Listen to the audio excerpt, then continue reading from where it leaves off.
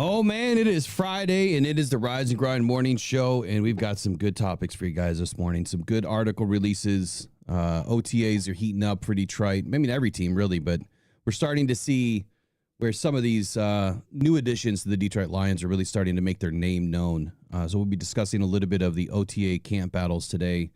Where is that going to lead to in training camp? I think it's going to be a fun storyline to watch because this team is extremely loaded right now. It is so deep that, dare I say, maybe some of these draft picks don't even make the roster, right? The 53. And then hopefully they land on the practice squad. But we'll talk about that as we get into the show this morning. Caleb Williams also on the docket today.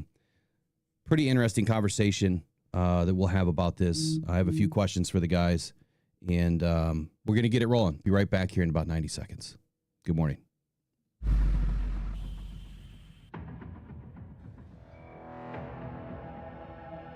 Adam Schefter at ESPN says there's 275,000 people. Well, that was some party in downtown Detroit. 775,000 people shattering the NFL draft attendance record.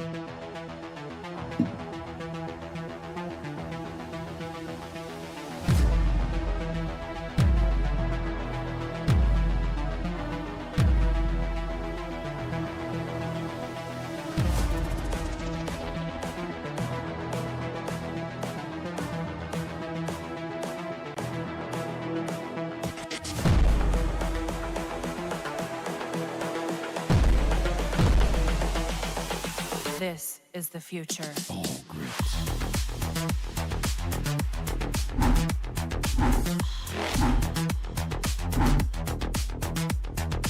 Evolution.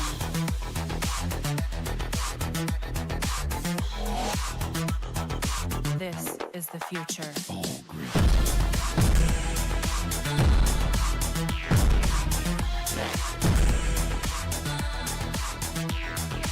Evolution.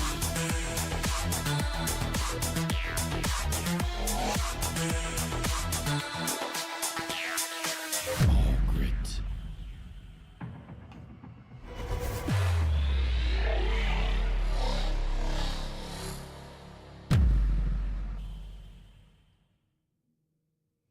Gentlemen, good morning. What's happening?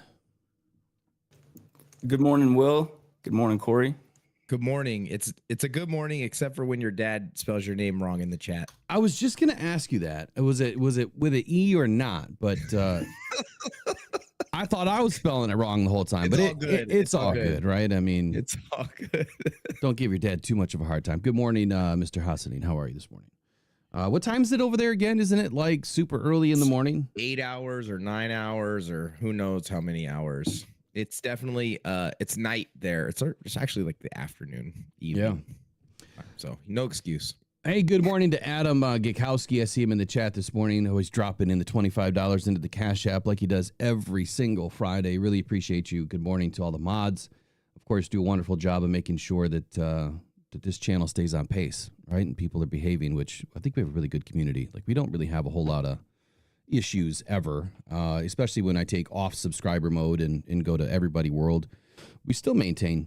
I think it's just part of the one pride, man. There's good people, really good people. So jam-packed list for us today. Is there anything you guys want to discuss before we get rolling?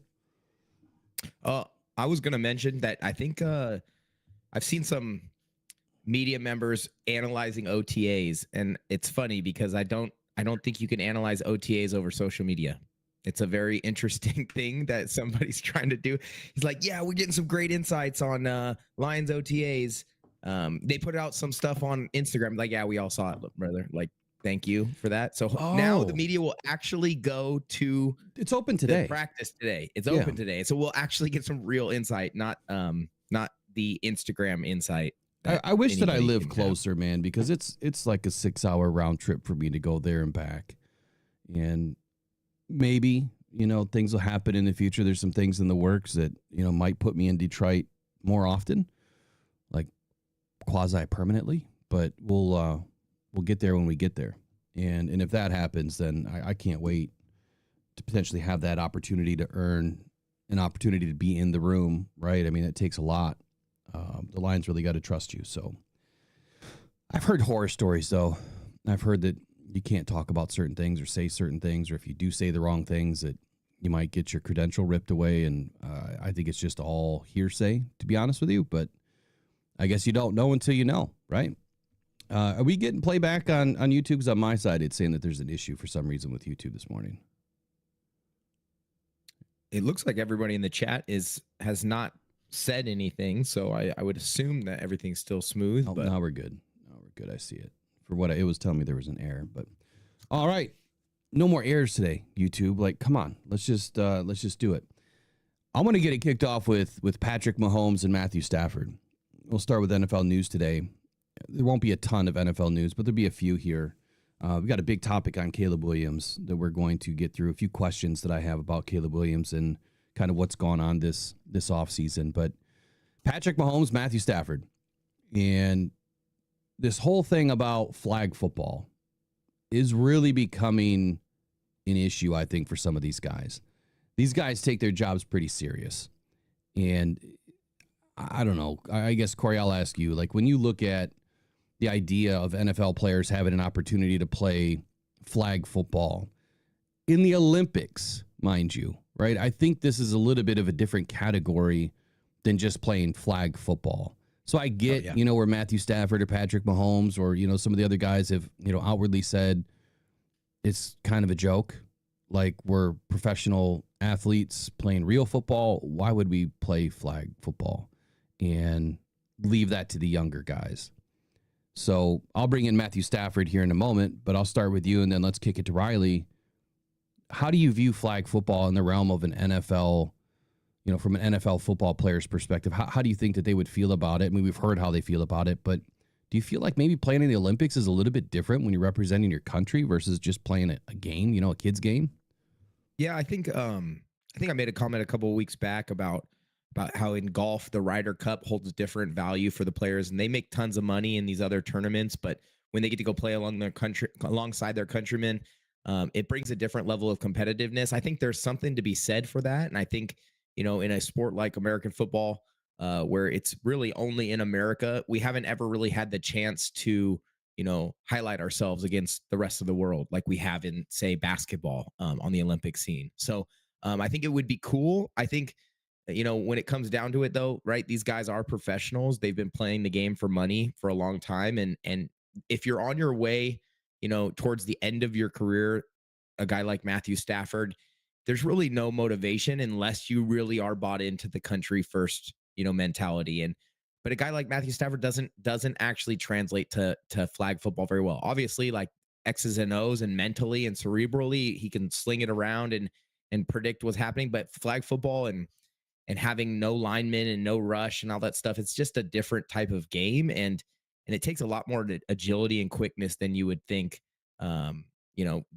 especially coming from professional footballers. So I think what they're saying is also, a little bit of a, like, we're not going to play a kid's game type of thing, but also, man, you might not translate to that game as well. And so, leave it to the guys who know what they're doing. But I think pretty much any NFL quarterback will be able to hang and get the ball out quick on the flag football field. So real quick before I get you, Riley, and what you feel about this, Patrick Mahomes says that, quote, I'll probably leave that to the younger guys.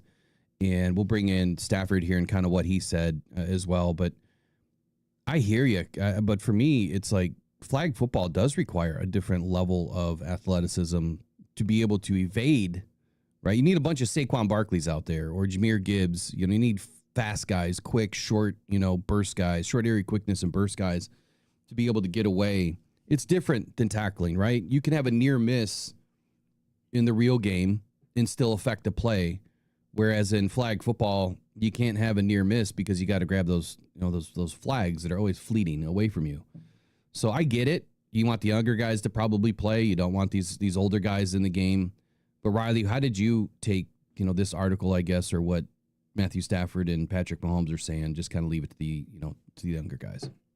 Yeah, well, the first thing I saw was a lot of Chiefs fans kind of having a moment because when they said, Patrick Mahomes is saying, I'll leave it to the younger guys, there was a lot of like nostalgia. There were a lot of Chiefs fans posting like some of his first games, some of the best throws he made. Like, are we really already at the point where he's 30?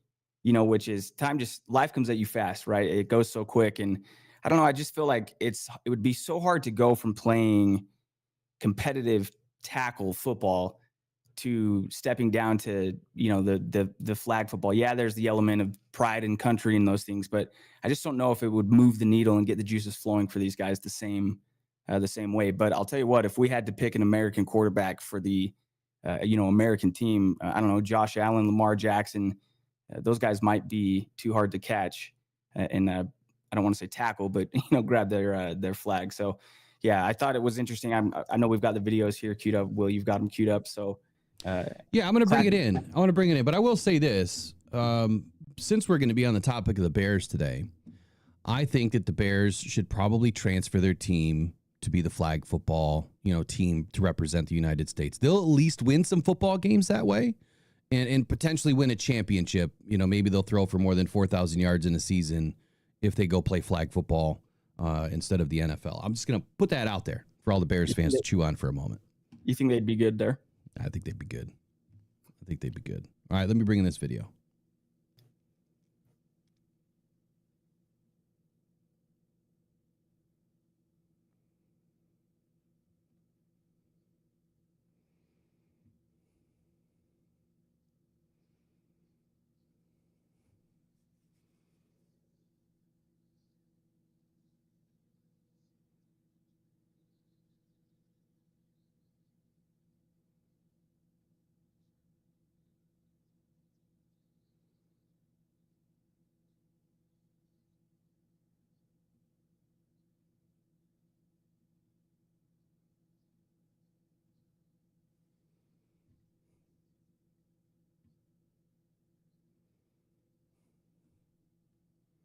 Olympics. What do you think of football being part of it? And I know that might extend, beyond. You're talking about coaching or what? Would you be interested? Do you think you'd be interested in playing? Sure. I mean, I nobody's going to want me to, but yeah, sure, it'd be fun. I'll coach. Matthew, it looks like NFL players are going to be able to play in the flag football. Okay, I knew that there was a little bit of an audio issue happening there for a moment, but I think we got it in. I think you guys were able to hear it. But essentially, Matthew Stafford was kind of laughing and chuckling at the idea that he was even being asked about this. He looks at his watch like, "In what time? What are we doing here? Like, can we be done?" I guess was what I would think he was probably thinking, but. He's saying like, what's the date? Because the Olympics is not for 3 more years, and by that time I might be a freaking grandpa. Is probably what he's thinking. Exactly. Yeah. No, I think it's funny that these guys are even being asked about it, but yeah, leave it to the young guys. Leave it to the guys that in college. I would say let those guys go represent us. I don't want to see these guys get hurt. If they want to play, they can play. Let them play. But at least the NFL cleared the path for this, allowing these guys to do what they want to do. If they want to go represent their country or another country, right? Some of these guys are maybe, can represent another country as well. I think that'd be pretty cool for them to do. But I get it. It's a kid's game, man. But I will say this. Flag football is kind of leading to some of the, younger crowd to be able to play regular football later, as opposed to playing, real football at a young age. Like my kids, they started at like age 6 or 7. Maybe play flag football for 10 years, and then play, real football in high school. I think that you save a little wear and tear in your body. I could not agree more. As a football coach and a father to a young son, I'm having that debate within myself. Like, do I want him exposed to football and win? And how do I translate, football related life lessons and skills, and push those off, right? So maybe it is flag football. Then he can learn the X's and O's, the schemes, understand the game. And then by the time he gets to high school, maybe then, transition him into tackle. Obviously, you're going to lose a little bit of that physicality, but I think it would be worth it to protect, any potential concussions, head injuries, and things like that from when they're in development in those younger ages. So, and it's great for the game because, shoot, like I said before, there's tons of young ladies that are out there playing flag football now and engaging with the sport that they had no option other than, cheering from the sideline before. So I think it's a great, projection for the future of American football as a whole. It's a good segue. Riley, I don't know why or how I did this, but you were talking about J.J. Watt. J.J. Watt taking care of our guys early was the quote. Run us through real quick why J.J. Watt, or at least let's do this first. Do we have any comments from the audience this morning about the flag football? And then let's roll into J.J. Watt. Well, there was one I saw from Motown Mitch that said, I think that's the best idea you have ever had, Will, as Bears being a great choice for flag football. So, yeah, I saw that from Motown. Let me get this pulled back up here on this article. It was J.J. Watt discusses NFL negotiations amid T.J. Watt's contract rumors. And T.J., I guess, is absent from OTAs. So this was from Andrew Peters from Bleacher Report. And J.J. Watt says, I have a lot of information on that subject, being, contract extensions, how and when teams should go about playing their guys. He says, that's not my subject to discuss. However, J.J. did speak at length about the importance of paying players earlier rather than waiting. So J.J. says, quote, taking care of your guys earlier does a few things for you. Number one, it gets them locked in at a lower price in the long run. I mean, you look at what prices are doing every single year. You get them locked in at a lower price. Number two, you're keeping them happy because even now, let's say, look at Trey Hendrickson's situation. Let's say they pay him now. Now there's all this resentment. There's all this animosity. And yeah, $40 million or whatever it is, it cures a whole lot of that. And he's going to act like everything is great and everything is wonderful. But you just went through a whole bunch of time where there was some disrespect, where there was some hurt feelings. And now you're going to go back into a building and act like everything's okay. He says, if you take care of things early, especially when players want to take care of things earlier and say that they'll take less money to take care of things earlier because it sets themselves up long-term financially, do that. Because if you don't do that, that's when the problem starts to arise. And now all of a sudden you say, hey, we have to kick this can down the road because of the way everything's working out. You kick the can down the road, the can gets a whole lot bigger. And the player then says, well, the can's a lot bigger now. Fill it up. And you don't want to fill it up because you say, well, we have all these other guys to pay. We have to take care of these other things. It's like, well, I wanted to fill the can way back here when it was a little soup can. Now we got ourselves a garbage pail. So that goes into, we know what, Brad Holmes has done with a lot of his extensions. Penei Sewell, he's given a 4-year deal, $112 million. He did that in April of this year. Kirby Joseph just got a 4-year, $86 million also in April. I think Kirby's was the day after. Jared Goff got his extension in May of 2024, 4 years, $212 million, 170 of which is guaranteed. Amon-Ra St. Brown in April of 2024, 4 years, $120 million. And then during the season, I think shortly after Hutchinson went down with the broken leg, they extended Lee McNeil also for 4 years, 97. So Brad Holmes has identified all the players that he says, okay, these guys are cut out to be long-term players on this organization and this roster. Here's 4 years for you. Here's 4 years for you. Here's 4 years for you. So, early it's like, man, is he jumping? Is he just wanting to pay his guys? He did draft Jared Goff, not for the Lions, but these are all his players. So is Brad Holmes intelligent? Is he smart? Is he doing the right thing by identifying these guys as winning football players, guys that we want to build around, and then giving them their contract extensions, kind of like J.J. Watt says, early in the process before a problem can arise? So real quick, Penei Sewell, his details of his contract were last year. So he signed his extension last year. Kirby was the lone guy this year so far. So it was Penei Sewell, Jared Goff, Amon-Ra St. Brown, Lee McNeil last year, 3 of which were signed early in the spring. Lee McNeil was done midway through the season. But to your question, to your point here, I guess I'm going to kick it to Corey first. Do you see a benefit? You haven't seen, I think, enough of how this Lions roster has really taken shape over the last, this will be 5 seasons now for Brad and Dan. But overall, from an NFL perspective, when you hear about contract issues, do you think that the GM would be smarter by trying to get the deal done early? I guess for me, I think JJ's speaking from a player perspective. And that player perspective sometimes doesn't really jive with the organization's perspective. And of course, the way that the funds can roll, downhill. So Yeah. how do you feel, about this subject?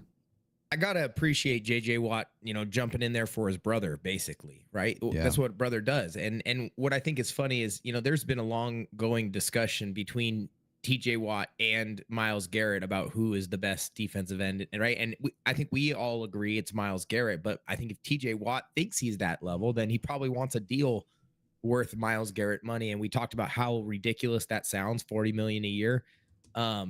It's easy to say that when you're the player. It's easy to say that when you're the brother of the player who wants the deal. It's easy to say that when you're Trey Hendrickson, but it's a lot harder to be the GM, right? And we all kind of generally manage our own bank accounts, right? And who really wants to deplete their savings and not knowing what is, around the corner, what potential, emergencies might come up. And I think that's kind of what GMs have to deal with, right?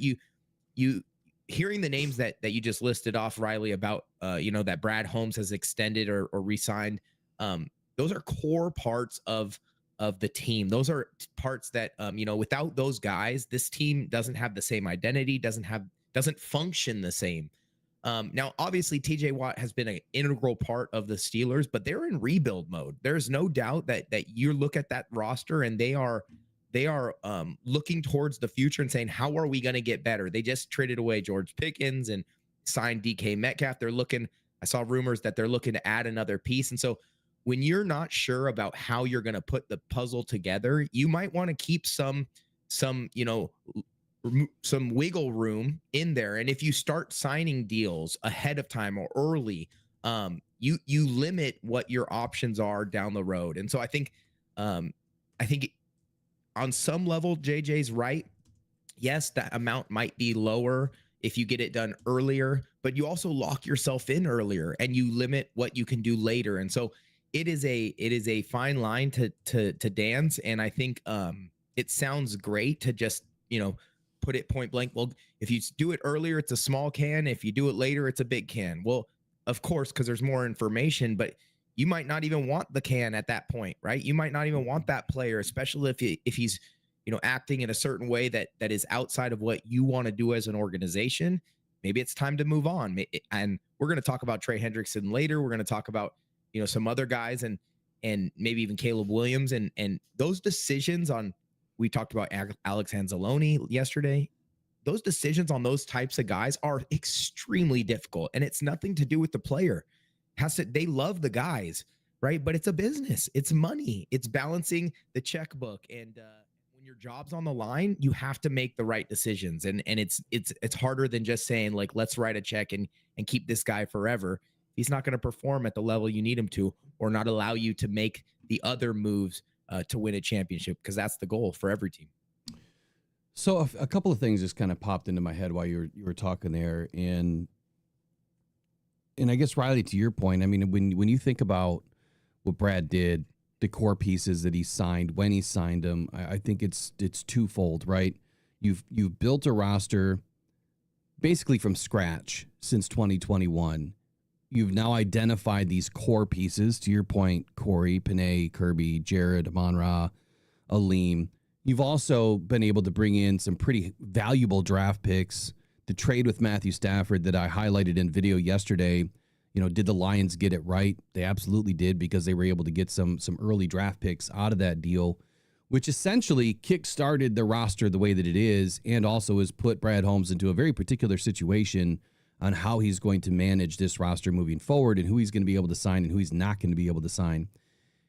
In the light of this situation here with J.J. Watt, I did hear the other day on Pat McAfee where he said, I do know what's going on, but he didn't give anybody the information. It wasn't his place to give that information out. But he knows everything that's going on with T.J. Watt and this whole contract issue. At least that's what he says. So we don't know enough about what's happening. But I took a glimpse here at their stats from last year, just to compare Myles and TJ for a moment.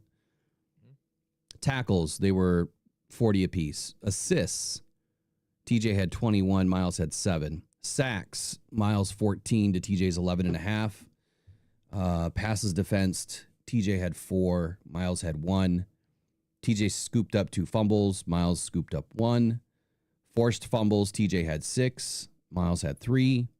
They both played in 17 games.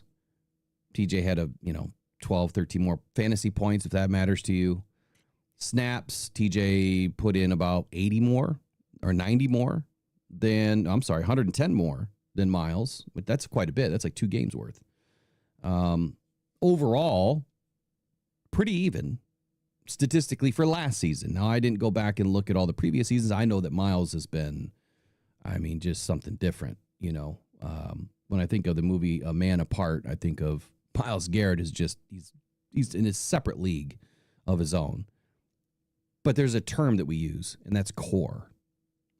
Miles was given the contract that he was given at the age that he is for past production. This is my statement, my opinion.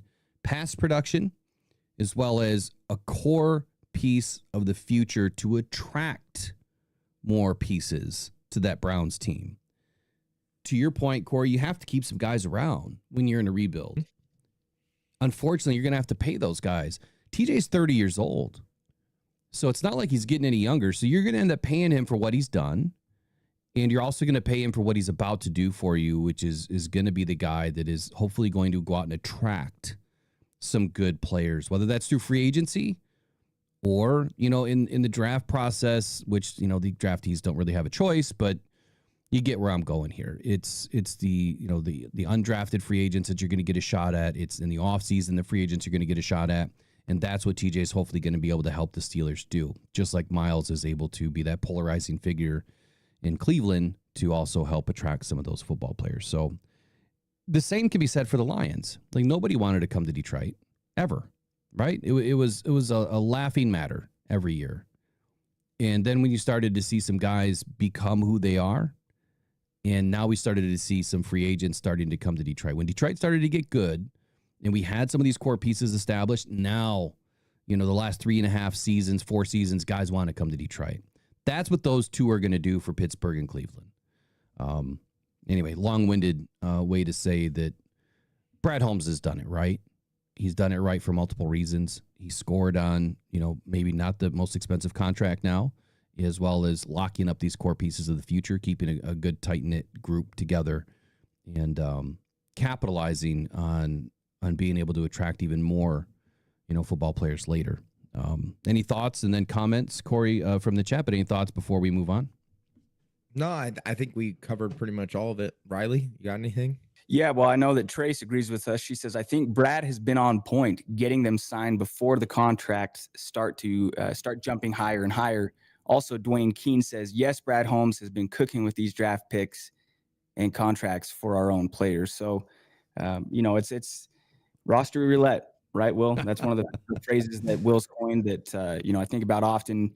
It's true, and people start doing that. Now there's this angst about, well, what does this mean for Brian Branch? What does this mean for Jameson Williams? You know what? Good thing is we don't have to have that answer right now. Yeah. These guys are on this roster for this upcoming season, and they're going to go out and be the best football team they can be and let the pieces fall where they may. But, a couple people at least, and I'm sure there's more here in the chat that agree that Brad Holmes has been doing things correct so far. And it just puts the rumors out. And that, we know that those 4 or 5 guys are going to be Lions for the long haul. Where Penei Sewell is going to be in 3 years. Where Goff is likely to be in a few years. There's no questioning. So I want to highlight one in here. Nate M. I haven't seen this name in before, so welcome in, Nate. And not that you haven't been in before, but welcome in this morning. So he actually made a statement here. It kind of about this topic, right, of signing football players. When do you sign them, and how do you do it? He's talking about Aiden Hutchinson here, where he's a little bit worried that Brad Holmes might pull the trigger on Hutch before we see what he does going forward. But then worried that if they don't, his price will go up if he tears it up here in 2025. It's that double-edged sword, man. It's a catch-22. You can throw any term out there. It's a tough situation to be in for both player and I think team. So good statement, good comment. Before we get into the next topic, though, do me a favor. If you guys have been listening to this channel for quite a while and you haven't subscribed, I'd like to know why. please tell me at mailbag@rockdown.com what it is that we haven't done to earn your subscription just yet. But for those of you that have subscribed and those of you that tune in, whether it's, in the chat, listening, now or later, I just wanted to say thank you. You guys are the best part of this channel. You are this channel, and without you, this channel doesn't exist. We appreciate you guys liking the stream this morning. It helps the algorithm. It helps us get to more Lions fans. We plan on making some big headway this season, so do us a favor. Let us know how we're doing. My promise to you guys when you do like and subscribe is that I'm going to do everything that I can to make this channel better each and every day and each and every week and each and every season. We've got a big season ahead of us this year. We'd love to have you along for the ride. Thank you. I have a question. And so this is going to come out of left field. And I just got to say it. Ben Johnson and the Bears come to Detroit in week 2. One, is anybody in the chat or in the comments later worried about that matchup? And here's the main question. What happens if Ben Johnson comes into Detroit in week 2 with his trick plays, does a trick play for a touchdown, and walks away hanging 20, 30 points on the Detroit Lions and we lose? What happens? I would like to know what happens. You added the last part, and that's where I was going to make my joke. You're going to say they hung 20 or 30 points and we lose. I was going to be like, the trick play doesn't matter when we're already up 50. Come on, dude. Right? Like we'll give them a bone as they walk away. Like, here, buddy, like, go have one of your linemen score or do something funny. Get Caleb Williams a receiving touchdown because he probably is not going to throw that many this year, and especially not against us. That's what I'm going to say. But I don't know, that's my take. All right, let me get Riley in here. Hold on. Riley, the Bears come in week 2. Ben Johnson does a trick play. Mm-hmm. But I took it a step further. What happens if we lose? They hang 20, 30 points on us, and this trick play is just, ripping our guts out at the end. What happens, man? How do you feel? How would Lions fans feel? Well, I would remind myself of, I think the last 2 years, the Lions have lost week 2 and went on to be just fine. I think it was Seattle a couple of years ago, Tampa Bay last year. But you know that it's happening. You know that Ben Johnson's going to, draw something up. He's going to go for it. Probably won't be too early in the game, or maybe it will be. We don't know. But he is going to do something tricky. And man, yeah, I could feel it. Corey made the noise, and I felt it internally. Like, oh, dude, why did you add in the last part that the Bears would win the game? It's fine. Do your trick plays if the Lions win, but he's going to come in and throw something at the wall and just hope it sticks. And let's just hope it doesn't. That's my thoughts exactly. I think that he's going to come in and try to do too much. And I think I'm going to kind of go right into the next subject off of this that we were talking about before we started the show this morning, which is the noise. And I'll get to that in a moment.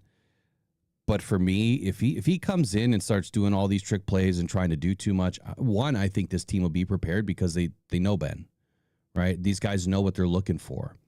They know his alignments. As much as you would like to think that there's this unlimited amount of ways that you can put your team in a position to do something that, another team isn't prepared for, I don't think that that's really I don't really think that's the answer. Like, I don't think that there's an unlimited amount of things that Ben Johnson can do. More so, I think it takes the right personnel. Do the Bears have the right personnel to pull off these trick plays? Do they have the right personality? I think it takes a little bit of a different personality like you have in Detroit, kind of like these characters. Like Jahmyr Gibbs is a character, right? Amon-Ra St. Brown is a character. It just so happens they're really good football players, but their personality is this bright, fun, energetic personality. Not to say that the Bears don't have that, but I just think it's a little bit different. And that's why these guys are able to pull it off in Detroit a little bit easier, I think, than other teams do. Here's a question, and maybe we can look this up for next week. How many trick plays did the Lions do versus all the other teams in the NFL? I don't know if there's a stat for that, but I would love to know kind of where they rank in the hierarchy of trick plays that they pulled off and were successful with. So anybody in the chat, man, if you find any information, just email it to me at mailbag@rockdown.com. I would love to know, and I'd love to highlight it sometime next week. Yeah, Will, you gotta queue up something for Ornery U of M Dad, because he just gifted 5 memberships. He to did. the channel. Let's go. Yeah, so we got a bunch more green guys up in here. Green guys. And, I love the green Spartans. Way to guys. go. It's much better. I love I'm the just kidding. Spartans, too. U of M Dad, He man, doesn't, appreciate you. I see it now. but I do. Yeah, I love it, man. Big shout out here to Ornery U of M Dad. He just sent 5 Rockhound Detroit Lions gift memberships to Richard Coffey, Mr. Detroit City, RP, Derek Matthews, and Easy E. So all welcome into the membership. If you guys want to keep your membership after the 30-day free trial that you guys are going to get, courtesy of Ornery U of M Dad, all you have to do is tell YouTube to take that out of your bank account. It goes to a good cause. Everything that we profit from this channel goes to help cancer survivors and warriors, just like me and some of you. And we put it all to a good use. It goes to others, right? We put others first. It doesn't go to me directly. I make sure that we do stuff with it, which we're going to start highlighting a little bit more of that this year. The things that we're able to do, and we're getting close. Like, we're getting close. It's a long build up to build the foundation. It takes a long time, and each and every day, I'm just glad that we're able to do the things that we're able to do. Like when I go today, I have an appointment this afternoon. So when I go to the cancer center, I'm able to sit with people and just talk with them, just have conversations with them. Some of them sit there by themselves. They get dropped off by a bus or a taxi or, this medical ride thing that they get. They don't have anybody there. They don't have any family. They don't have any, friends with them going through this process. I will sit with them. So I won't just leave when my session's done. If someone is willing to talk with me, I sit and talk with them. And that's just one thing that we can do. And you guys, I know some of you would love to do it. I just haven't figured out how we can do that yet. Because you have to be there for a medical reason, right? They just don't let everybody in the door. So anyway, let's move on. Speaking of Caleb Williams still, this polarizing video that came out the other day. Well, first it was dropped in the media that Caleb didn't want to be a Bear. And I've got a question surrounding this. So you guys remember all the antics last season, prior to the season, during the draft process. You had all this stuff being written about, Caleb Williams in pink and Caleb Williams in the nails and just all the weird, quirky stuff that people visualize or think of as weird or quirky. It may not be to some, it may be to some others, but now that we found out, at least through this source, right, that put this out there for everybody to say that Caleb Williams is trying to do everything that he could to not become a Chicago Bear.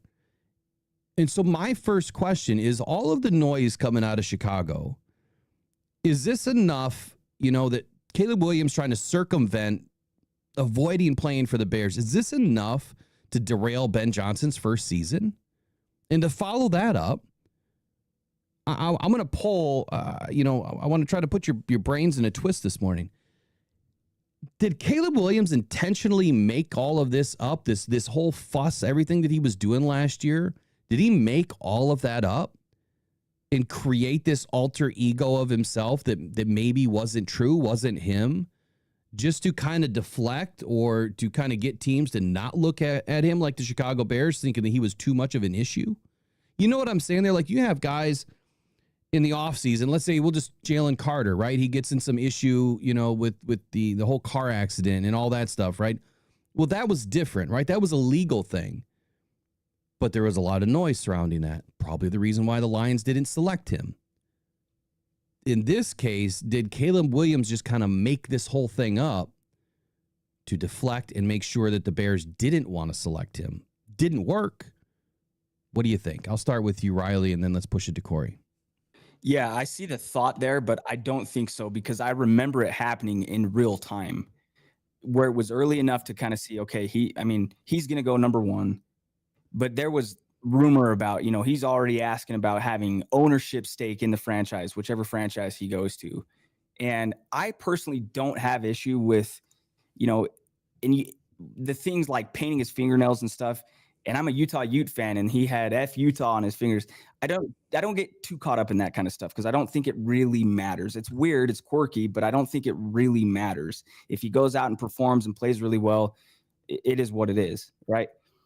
But the quirks in his personality, it's still that thing that we talk about all the time, like that something about his approach to the game leaves something to be desired. And I think it's that leadership area where people are like, he's kind of acting entitled. He's acting like, I mean, I can't imagine, Will, like if your son was going to the NFL and you're already positioning and saying, hey, we got to figure out a way to get ownership in the franchise. Let's just go prove that you can win football games and you're deserving of a contract extension first and foremost. That you belong, that your teammates want to play with you, want to play for you. I don't think that he was thinking that far ahead as to, because I think his whole thing was, if he really ultimately didn't want to go to the Chicago Bears, he would have just tried to find a way to not do that. But he was, they told him, we're taking you no matter what. And I think that's just kind of how it was going to be. We of course know Jaden Daniels would have been a hell of a number 1 pick as well, but I understand on a talent perspective why Chicago took Caleb Williams. He's just got to prove personality-wise that he was worthy of that selection, not just talent-wise, but leadership and personality-wise that you want from your quarterback. So, Corey, Caleb Williams was so concerned about being picked by the Chicago Bears in 2024 that he and his family weighed circumventing the entire NFL draft, consulting with lawyers to figure out a way around the league's collective bargaining agreement, while considering signing with the United Football League. And then you see all this monkey business by Caleb Williams, which a lot of us viewed as, just like Riley said, just some quirks in his personality.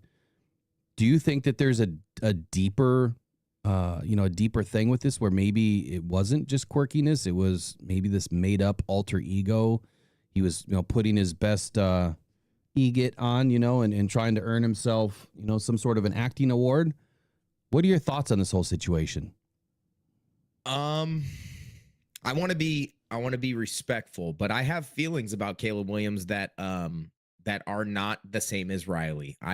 Being a football coach and knowing how much influence a quarterback has on the entire team, not just the offense, I think that there are other intangible qualities that have to be there as far as, leadership is concerned, and setting, the example for what you would want character wise and things like that. And we saw glimpses of that even before he came out of USC, excuse me. Whether it was the fingernails or the fact that, in his final season, they were losing a lot of games. And obviously he can't impact all the, both sides of the ball and all those things. But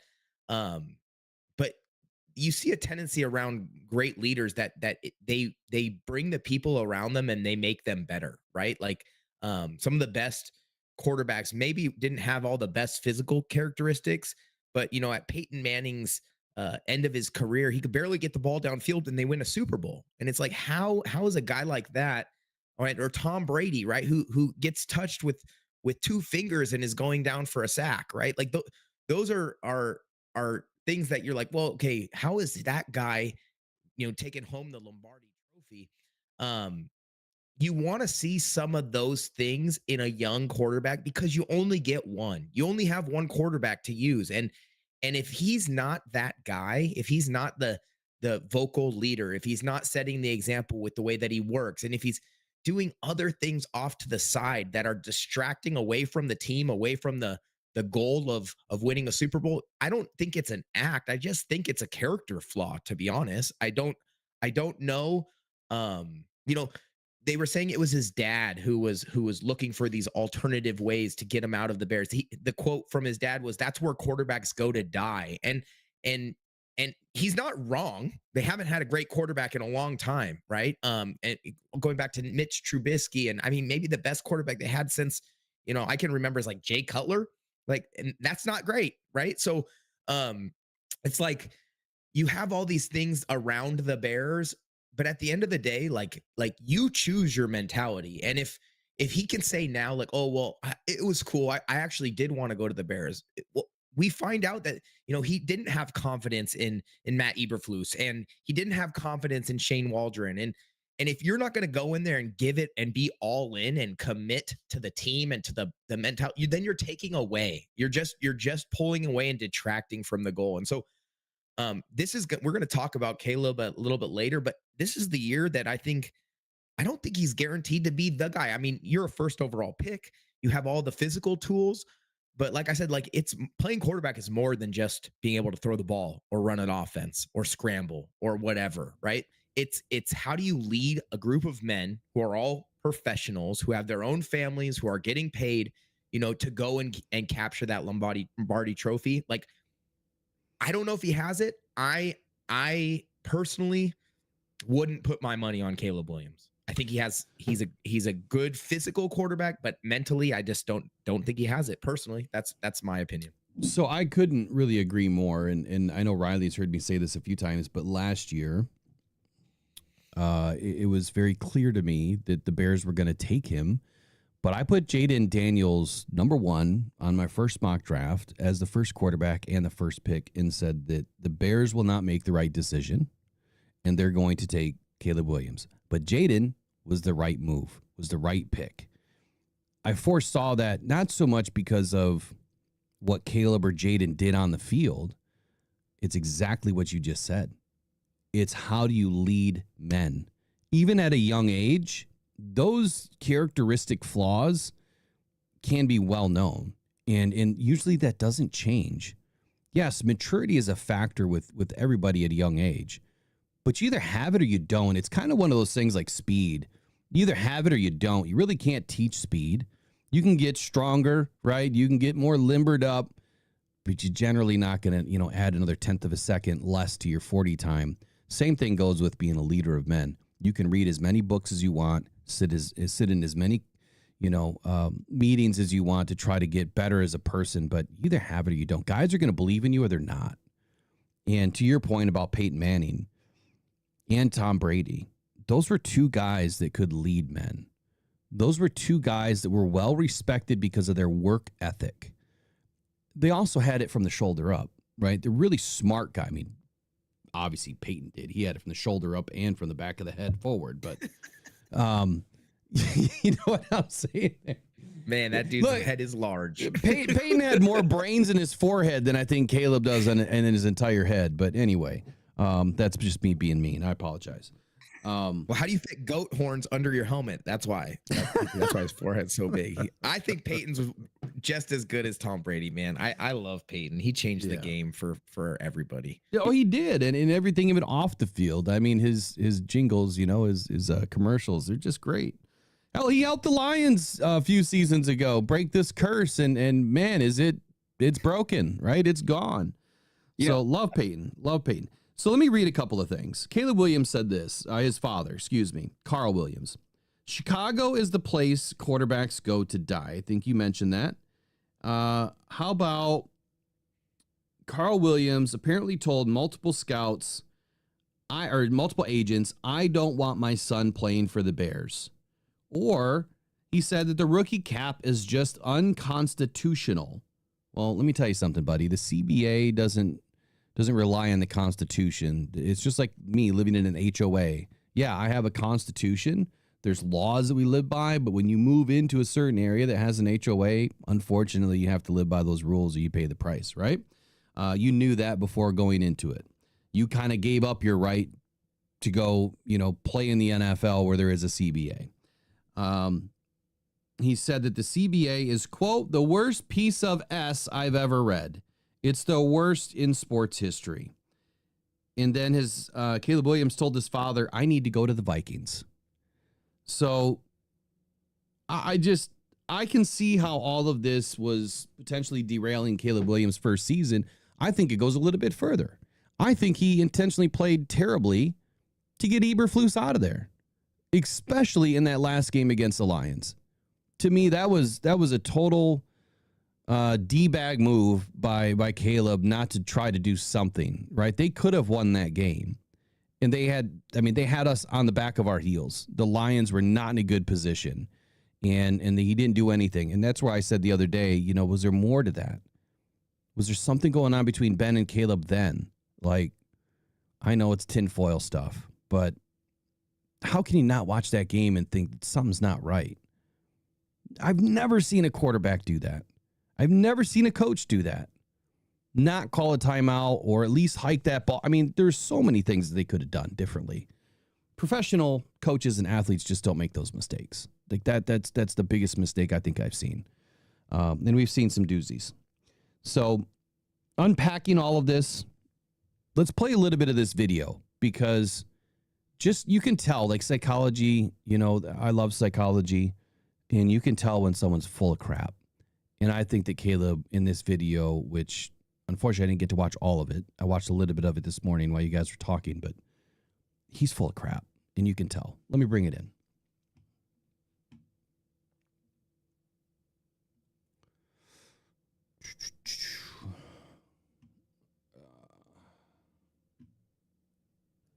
Well, while this is loading, Yeah, you want to grab some comments for me? yeah, and I was just thinking about it too, as when Corey, when you're talking about it as well. The reason why for me it's kind of interesting too is because why would it be in Caleb's you're going to hear him say it himself. No. When I went and talked to Chicago, now I was convinced.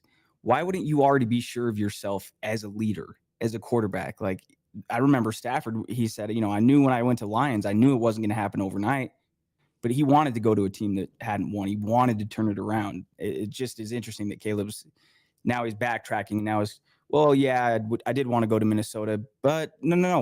Once I talked to Chicago, okay, now I was cool with it. No, it was you talked to Chicago and they told you, dude, we're taking you. So now you might as well act like this is what you want because it's what's going to happen. Yeah, you guys are still in the video, right? Yeah, we can see Caleb now. Yeah, but you can talk, right, Riley?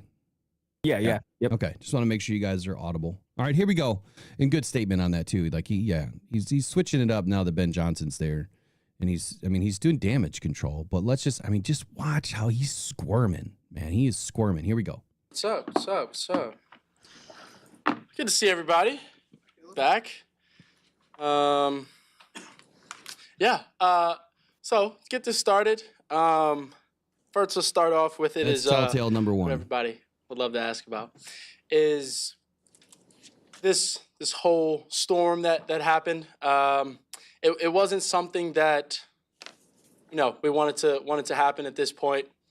We're focused on the present. We're focused on now. We're focused on trying to get this ship moving in the right direction. And I think so far that's what we've been doing. But for this to come out, it's been a distraction. So coming up here and talking about it and addressing it is important today. And so that's what we're here to do. Next is all that went down, all that was said. Yeah, I had a good visit at the other place, Minnesota, with Ken O'Connell, good staff and all of that. Obviously, he just won Coach of the Year award and things like that. So obviously, good staff and things like that. But something that keeps getting lost, something that keeps getting, I think, not being addressed the way it needs to be, is the fact that, I went on that visit first, came here, and then after I came here, I went back home, talked to my dad, and, all of the things that were supposed to be these big things that everybody's been talking about recently. One never happened in the sense of they were all thoughts. They were all ideas. And I think if you're in the situation, I think if your son or daughter, anybody is in a situation to be in that position, I think you think about all of the options and, and you look at it, the history and the facts and all these different things. Those are thoughts that go throughout your head in those situations. So what in the world is he trying to say? Corey, are you getting anything from this? Because so far I haven't learned anything. Honestly, I don't have the video queued up and I can't hear it, but I don't really need to hear it to know body language.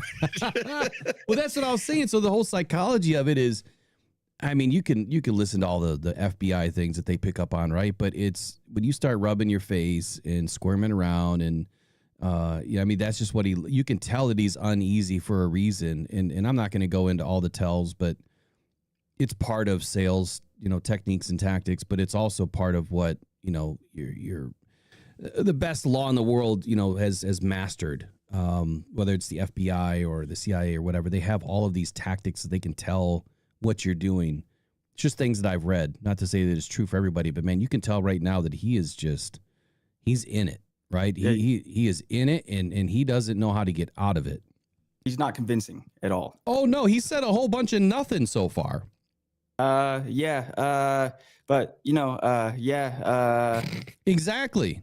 What did you just say? You said like 50 words, but I think we heard, one or two things that maybe made sense. So he's not giving anybody the truth. And I'm going to play a few more minutes of it, then we'll move off. That's Caleb's all of those were brother, thoughts. Riley And then after, Williams, right there. Oh, wait, what was that, Corey? I'm sorry. Oh, I was just saying that's Caleb's long lost brother, Riley Williams. Did you hear him? Oh, yeah. Yeah, he gets that voice perfect. He gets it perfect. Here we go. after I came on my visit here, it was a deliberate answer and deliberate and determined answer that I had, is that I wanted to come here, and just like Ben spoke about, obviously, What the is past this years, answer? as everybody knows, it's a fact that quarterback play, there hasn't been a 4,000-yard passer. There's all these different things that come up, and so being able to have those Who wears thoughts a long sleeve shirt is I under a think short fair sleeve shirt? to be able to have good and bad thoughts. But like I said, I came here on a visit, and like I said, just like Ben said, it's a challenge to be able to come in here and try and turn around. And that was the main goal of all of that, is to through all of what was going on, through all of what happened in last year and previous years. I think that was enticing. I think that was something that was glaring to me, that I wanted to come here and be the guy, and be a part and be a reason on why Chicago Bears turn this thing around. So that last thing that was said and all of that, I think, was the most important thing, is that I wanted to be here, that I love being here, I love my teammates, I love all the people that got me here, family, friends, Ryan, Kevin, Flus and Shane, all those guys that went through all of that process with me to get me here. But it was all those things, like I said, were thoughts. But the main goal and the main objective of being here is to turn around. That's why I was selected.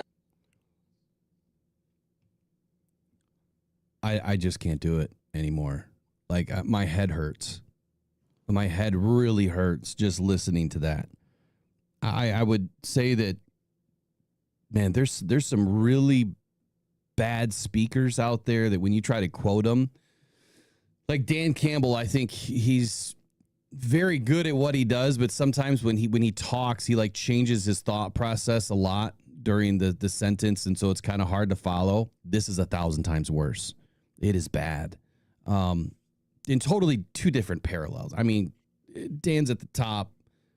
I mean, Caleb right now is he's in the cellar.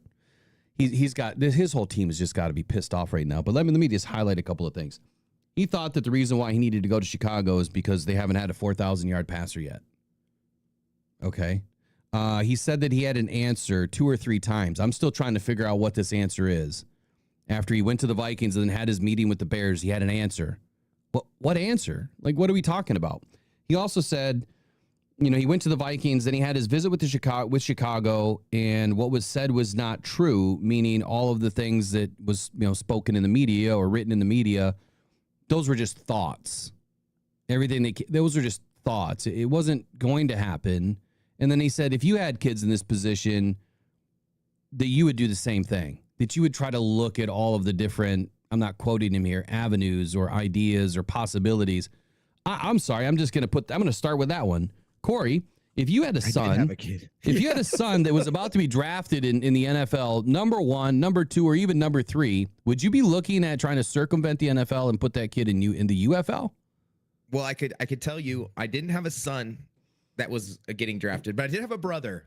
And leading into the draft, there were a few teams that I was weary of him going to, not because of their record or anything like that, but just because of their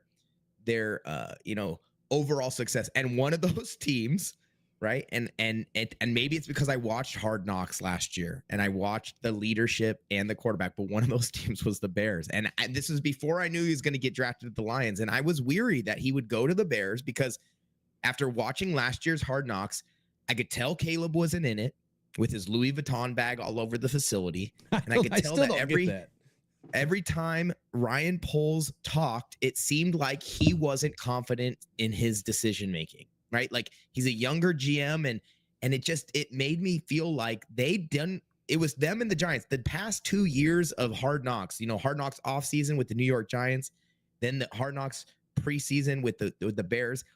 Both of those organizations looks like they had, confusion or a lack of leadership or a lack of a direction from the top down. And then when you have that, and then you draft a guy who's supposed to be your leader on the field, and he doesn't feel like he's convinced to be there. And now we're finding out later that he definitely wasn't. You don't just think about things, and you don't just have your dad call Arch Manning and ask, how did you get Eli out of San Diego? Right? Like he literally did that. Like he literally called the dude and said, like, how did you do this? You don't do that. You don't go out of your way to make those calls to find out that information if you're not actually trying, right? You don't consider the UFL if you're the first pick in the NFL draft, period.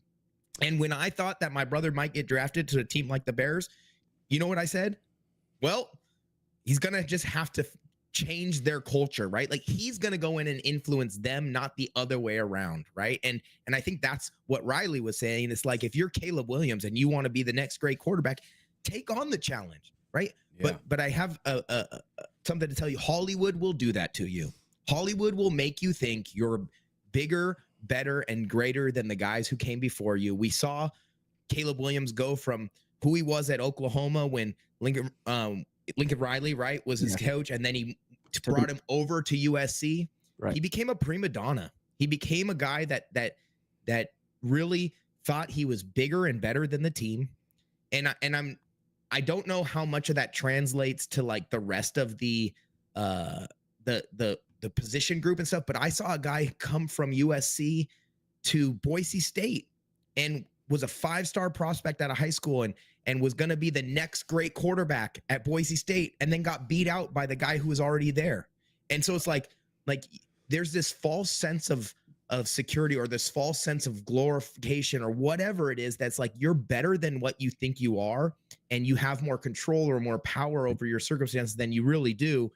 And at the end of the day, bro, you got to prove it, or else, we've seen number 1 draft picks fizzle out, right? The jury is still out on Trevor Lawrence. He was the most surefire number 1 draft pick, probably in the last 10 years. They were saying he's going to be the next great thing. And they still have questions in Jacksonville. So I think those questions are still out there for Caleb. And I don't know if they get answered this year. If they don't have a great season, maybe it's because they didn't have chemistry between Ben and Caleb. Absolutely. Maybe they didn't have enough time to get together and give them a whole off season. Well, I just don't know if it's ever going to click. We will see. So I want to say something, or at least highlight, kind of similar to what you're saying about this prima donna thing. And I'll make 2 statements, but one, I want to highlight Matt Hicks, which is a new name. I haven't seen you in here before, so welcome in to Rockhound Detroit Lions. It says Caleb led a comeback as a true freshman coming off the bench in the Red rivalry and immediately felt like he was walking on water. His attitude had been that way since. And then great statement. And then to follow that up, the question was, will Caleb Williams derail Ben Johnson in his first season? 73% of you said yes. 26% of you said no. So there's 26% that still, think that obviously Ben Johnson's going to be able to control the situation. I will say this about the whole prima donna thing. So how long was he at USC? Was it 2 seasons? 2 seasons. Yeah. Right. In his first season, he had a pretty good year, right? Mm-hmm. Yeah. And then his head fills up like a balloon full of water. And what happened his last season at USC? They were not nearly as good as they should have been. The train completely fell off the tracks. Yep. I mean, what did he have? All I can remember is him crying in the stands with his mom. Yeah, how many interceptions did he have his last year at USC? Like 20? Was it some crazy number? Let me look it up. I know Utah was one of those games, Corey. I think Utah went 3-0 against him, but let me see what his stats were his last year there. Yeah, I'm pretty sure he had definitely, I think the most sacks in the season for a quarterback that year, or was one of a few. But to finish this whole thing, to speak on the video, you can tell, like I've said a few times now, when someone is just full of it. He's obviously feeling the pressure. he probably feels trapped. He probably feels like, oh shit, everyone found out, and why is it coming out now? I'm not saying that this happened, but I got a question. Does anyone think that when Ben made the transition to Chicago and how all of the One Pride, family felt a little bit of a certain way because of it, did someone find out some juicy details and just start releasing it just to screw with Ben for leaving Detroit the way that he did to Chicago? Had it been any other team, not NFC North, wouldn't have been a problem. Any thoughts on that? And Riley, what'd you find out for stats? Yeah, so his interceptions were low at USC. He threw 5 each season. Are you sure? Yes. Yep. You're sure? Yes. So what year did he have all those interceptions? Or was it fumbles?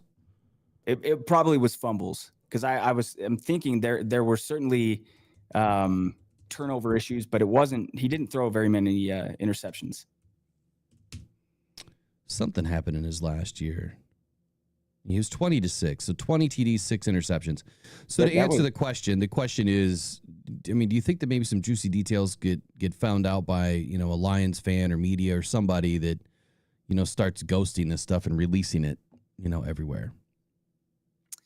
Me personally, no, because again, I feel like this was all stuff that was known. Like, I haven't learned anything about Caleb Williams in the last month that I feel like I didn't already know. Prima donna, very talented, but I still think that there is a chance that he comes around. Like, his whole thing in his press conference, like, yeah, there's all this stuff. There hasn't been a 4,000 year. Dude, you shouldn't be talking about that. You just go and win football games. Winning cures everything, right? It doesn't matter what your stats are. Just go win football games. And if you do that, you'd be just fine. I'm surprised that he took to the podium the other day. In fact, I was saying on the show, Corey, it was the morning when you were here for the first half, and then we were actually kind of talking about it in the second half. And I appreciate the thoughts that you've offered today too, because I was curious to get what your thoughts were on it. With Caleb, I just don't understand it's like you're talking too much. Just go play football, man. And do the right things behind the closed doors. Get all your guys rallying for you. It shouldn't be that hard. I guess it's easier said than done, but just go be a leader and win football games. But I don't think I'm not mad at Ben Johnson for going to Chicago, because I think he looked at the scope and said, my best shot at success is a quarterback, and he chose Caleb Williams. Bad choice. And that's what it's going to come down to. It could be bad place to hit your wagon, man. What was available, if he feels that way, I don't fault him for that, just because they're in the NFC North. Yeah. So it was fumbles. Excuse me one second. It was fumbles. It wasn't interceptions. He had 8 fumbles his last season. But yeah, Corey, what's your response to that? Yeah, I was gonna say that one thing I did hear about Ben Johnson's coaching history and kind of how it compares to what the Lions are going to be doing moving forward is, like, Ben Johnson was raised on a mobile quarterback, so his offensive scheme does cater to a mobile quarterback. And one of the things we've seen from Caleb is his ability to scramble in college and make plays off schedule was one of his strengths. And so there is a silver lining there, that if Ben Johnson can reel him in and his personality and get him to do the other things well, we know that he has the tools to make the plays on the field. And if he does fit a scheme that Ben Johnson runs, maybe that's what he's seeing. And again, there's also, oftentimes GMs will give coaches, their chance to get their guy. So if Ben Johnson gets to come in, decide if Caleb is the guy over the next, 2 years, and then maybe get a second chance at getting another guy if they realize that he's not, you can get all that done in one tenure, right? Versus, coming in, drafting Caleb Williams yourself, and then making a bad decision and saying, okay, I effed up, and maybe losing your job because of it. One of the great things I think about, and this is something to build confidence with the Lions fan base, is, we lost this, offensive mastermind in Ben Johnson, but our new pass game coordinator is David Shaw, who is best friends with our new offensive coordinator, right? And if you think about David Shaw and his college coaching experience at Stanford, think about the quarterbacks that he was having success with. Andrew Luck, pocket passer, statue style, right? When we look at Jared Goff, he fits that scheme better than a mobile quarterback scheme. So if Ben Johnson was doing what he was doing with Jared Goff under center, right? Think about what David Shaw is going to be able to do, and like the possibilities for building that offense with all the weapons around. Like I've said before, Jared Goff is just going to be able to be a point guard and just distribute, and not have to do anything outside of his character or his play style. I think it's a better fit. We might have lost the mad scientist, but like you said, sometimes you can get too tricky, you can get too cute, and shoot yourself in the foot. So I'd rather have a consistent, well-oiled machine and then go from there. The too cute thing is something I know I've heard him say it a handful of times, at least. Felt like Ben was getting too cute. That's a great point, Corey. He is too cute, man. He's always trying to do too much instead of just trying to do what works. I guess that's one of the things I'm looking forward to this season, is that I'm hoping that, between Shaw and Morton and Dan Campbell and the players that be, that the cuteness is a minimum in this new offensive scheme. Well, new revamped offensive scheme, if you will. I think that they just need to stick with what works and not to get, off, into a whole nother subject. But I think it's a great point that sometimes cuteness, it just becomes too cute and it doesn't work. You get figured out. So, all right, let's walk off of this one. Good topic this morning. I mean, we could talk trash about Caleb Williams all day just because he's a Chicago Bear, but doing it in a way where, look, he's the one that stepped into this situation. These are things you don't hear about. I mean, when's the last time we've heard of something crazy like this? I couldn't even tell you. Maybe it was Eli Manning, but I would have been probably too young to even realize what was going on. So let's get into a next topic here. Corey, you were... Go ahead. I got a perfect transition. Yeah. So we talked about Caleb Williams, and he shows up on this next list. An article that was written by Jeffrey Chadia of the NFL.com. He's talking about, the 8 young players that need to step up and could propel their teams, to success in 2025. And he's got a good list here. And of course, no surprise that the first dude on his list is Caleb Williams. And with everything we just talked about, I don't even think I need to touch on it. We'll see if he can break that 4,000-yard barrier. But I think what's more important to see if he can lead and if they can win, right, with him under center. So we're going to skip over him, and I'm just going to kind of go down this list. And what I want you guys in the chat to think about, and Riley and Will, which one of these guys, do you think could have that great transition into year 2? And which one are you maybe most excited about? Which one do you think you might want to draft in fantasy? I don't know, right? But so when number 1 was Caleb Williams, of course. Number 2, another quarterback from our division, JJ McCarthy. Okay. Number 3, wide receiver, Xavier Worthy. We're going to see all 3 of those dudes this season. Number 4, outside linebacker for the Philadelphia Eagles, Nolan Smith. That's another guy we're going to see. Then we have number 5, Dalton Kincaid, the tight end for the Buffalo Bills. Hasn't really proven that he's been worth what he got drafted as. So we'll see what he can do. Number 6 is Lucas Van Ness, a Green Bay Packers defensive end, taken in the first round, 13th overall in the 2023 NFL draft. Lions wanted a first-round edge, and now the Green Bay's wondering, is this guy actually the dude? Because he hasn't produced like a first-round edge. So they're questioning that. Number 7, a quarterback taken in the first round when they had just signed a huge deal with Kirk Cousins, Michael Penix Jr. Is he going to be the future for the Falcons in Atlanta? And then the last one of the probably the top wide receiver prospects to come out in the draft in the last 8 years or so, Marvin Harrison Jr. has a great name.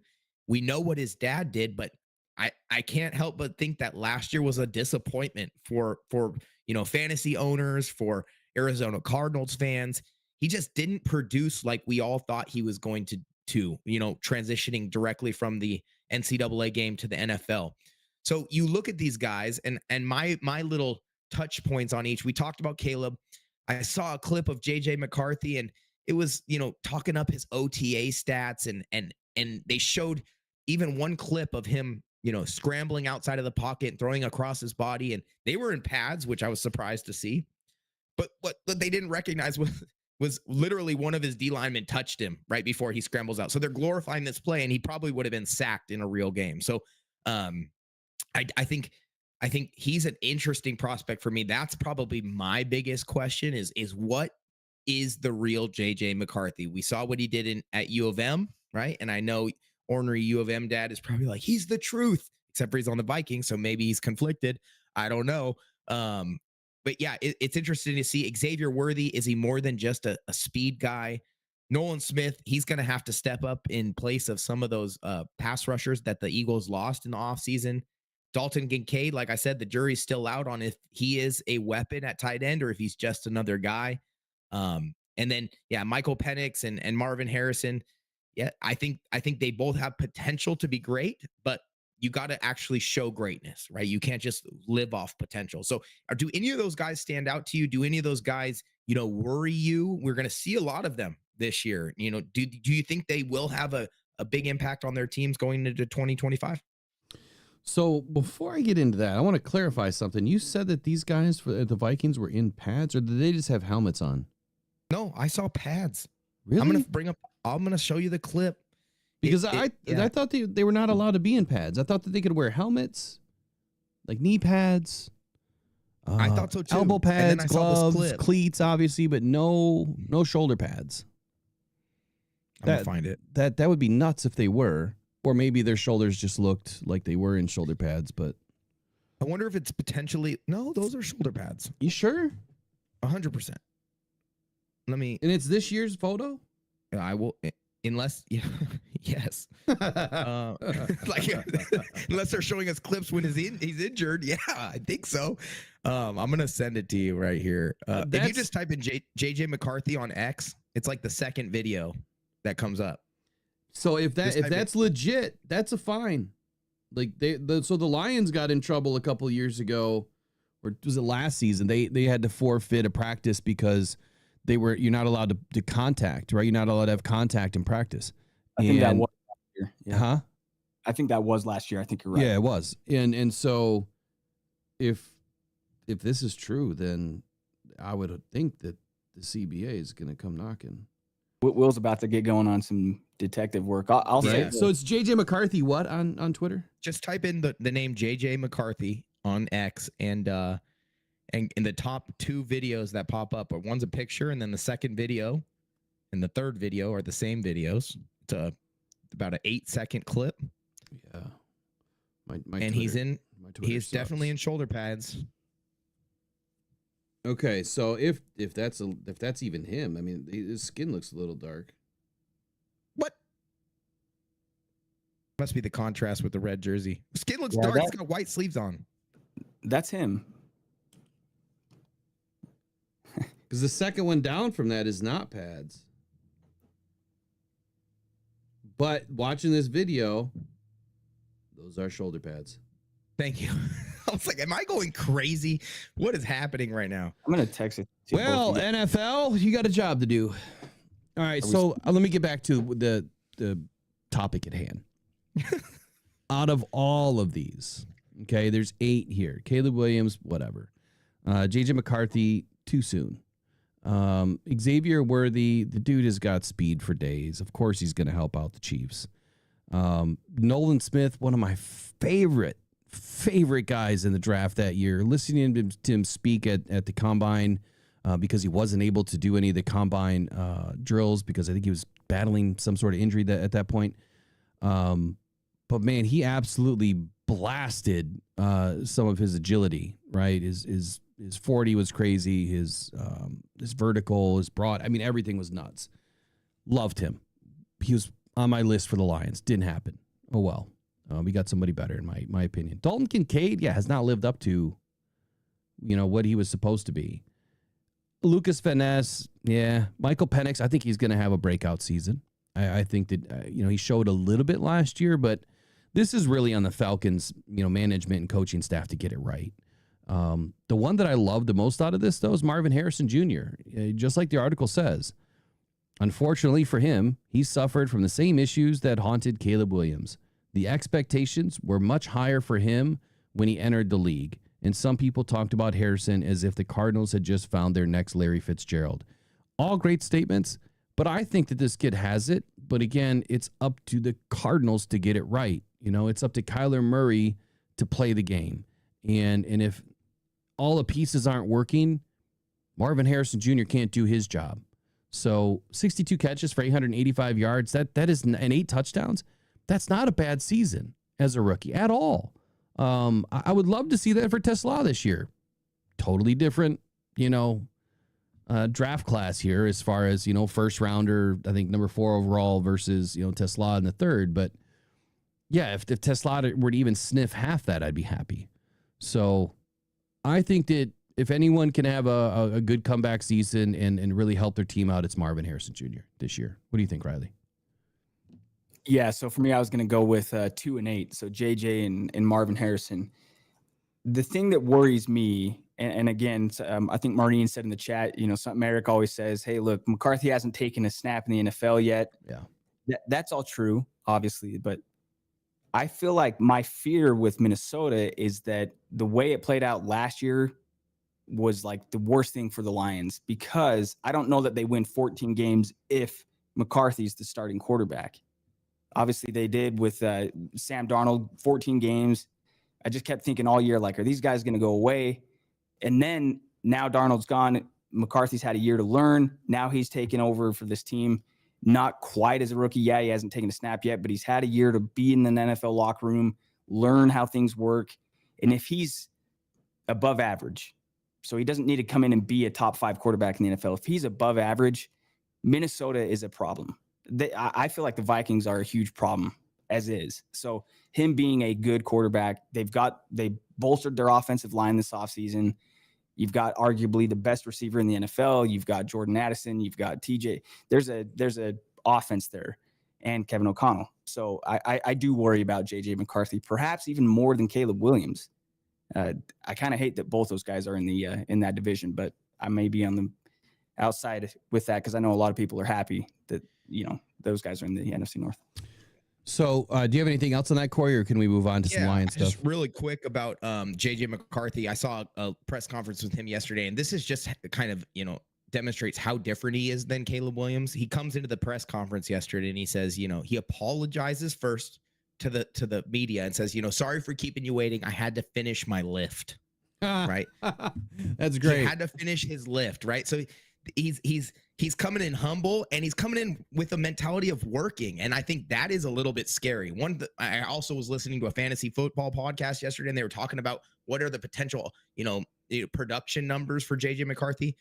They've never had a rookie. Well, he's not really a rookie. He's a second-year guy, but a rookie's never thrown 35 touchdowns. And that's what Darnold did last year. So, the expectation is he'll have a good year. I don't think he's going to be, elite or, take anybody like by super surprise and lead the league in passing or do anything crazy like that. But I don't necessarily think, to your point, Riley, that the Vikings need to do that. He needs to play within the scheme. Kevin O'Connell has shown that he can do it with almost any quarterback. Shoot, they had a scientist on their team, right, for a while.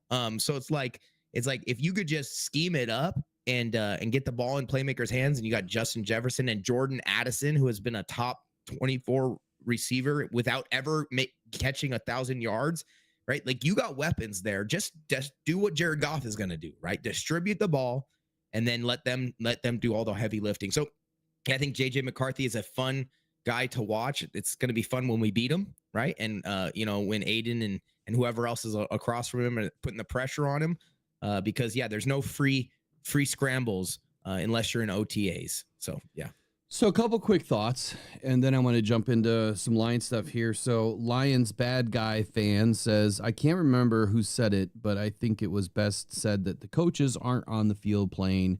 It's the players. The players have to win the game. Coaching helps, but your players determine the win. That was Dan Campbell. That was said. Well, I'm sure all the coaches have said that, but Dan Campbell definitely said that a handful of times. So good statement. Thank you for participating in the chat today. And next up, we're going to get into some Lions stuff here, but I want to start with something that's exciting. So tomorrow is Michigan Panthers' final home game. I'm thinking I'm going to go because we have credentials for it, so I might as well go. and they're giving out bobbleheads. So First 2,000 people. Yep. Yeah. But guess what? It's Mr. Jake Bates and the bobblehead giveaway tomorrow. The first 2,000 fans to show up at Ford Field are going to get bobblehead provided here by Kitch. I'm pretty sure that's a law firm, attorneys and counselors. Kitch. No, they're not a sponsor. But anyway, Houston Roughnecks, Michigan Panthers tomorrow at 3 p.m. at Ford Field. Get there early, and bring a friend or two or three, and enjoy the last home game, at least for right now. So that's a good bobblehead to have. It's worth the drive. It's worth $90 in gas just to go get the bobblehead, I guess. Let's talk about that topic, though. Yeah. Let's talk about that journey. Yeah. And then right after that, let's get into the most undrafted free agent by Riley. I think we can fit both of those in. So let's talk about the Jake Bates journey for just a moment. Yeah. Tony Paul of the Detroit News wrote a great article about Jake Bates' story yesterday, and I was able to read it, and it was really cool because it actually reminded me a lot about my brother, and not just his faith, but kind of being doubted and going from nothing to something, and then to even greater heights. And so the article went on and touched on how Jake Bates' journey is very unconventional. He, as you said, he played for the Michigan Panthers in the UFL, and the UFL was designed, or USFL, excuse me, was designed for this reason, right? To try and get extra talent and showcase it so that they could potentially make the next opportunity. What I didn't know before reading this article was that Jake Bates had never kicked a field goal in college or in high school before being a Michigan Panther. Did you guys know that? Yes, we did. Okay, well, I thought that was crazy to me. How do you go from being a kickoff specialist to being one of the best kickers in the NFL? In between, you're a brick salesman, right? He literally had a job as a brick salesman with the Acme Brick Company in Texas. Yeah, hold on. These aren't the bricks that come from Colombia. I just want to clarify. Yeah.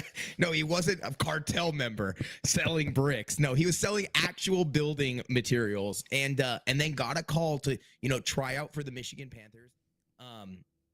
Well, actually, he gets drafted by the Houston, out of college after playing in the SEC and at Texas State and then Arkansas later, but it got let go, got released, ends up signing with the Michigan Panthers. He's in a battle with another guy, and they end up letting the other guy go. So Jake feels like, hey, I guess I got this job, but nothing is secure.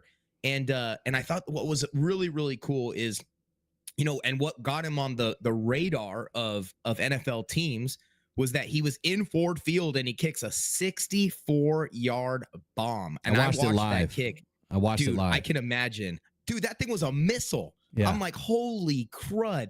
And which makes sense considering he's a kickoff specialist, right? He's meant to drive the ball deep. And so I can only imagine. And I think it's a great situation of like circumstances working in your favor. Like there was 5 seconds left. They were in field goal range, kinda, but when you're in the USFL and you got a head coach that's like, hey, what does our kicker have? Like, might as well throw him out there. What a way to take advantage of your opportunities, right? You get out there, you kick a 64-yarder, all of a sudden everybody's eyes are open. And especially the home team, right? The Detroit Lions is saying, if you could do that in our home field, like, why can't you do that with our personnel? And so he gets a chance to come in, you're right, in the offseason, and Michael Bagley was there as well. And so he has had some good success in the NFL, but a couple things fall in his favor and he ends up injured. Now Jake Bates is the starting kicker for your Detroit Lions and goes on like a, first 15 kicks that he makes 15 out of 15 or something like, I think that's what they said, right? Dude was dead on. And they ended up trying him from 65 and he unfortunately didn't hit that. But when you have a weapon like Jake Bates, and he gives it a lot to how God can really like take your life and flip it upside down in a short amount of time. He talked about this story about, he used to have tickets to Cowboys games, standing room only, right? Like he literally would have to stand in the stadium, no seats available. And it was a moment of real like recognition and almost like inspiration and awe that when the Lions went and played the Cowboys in that stadium last year, he was there and his parents were there. And he said, I know they were there. I don't know what section, but I can guarantee they weren't standing, right? They were sitting because he could afford to get them some seats.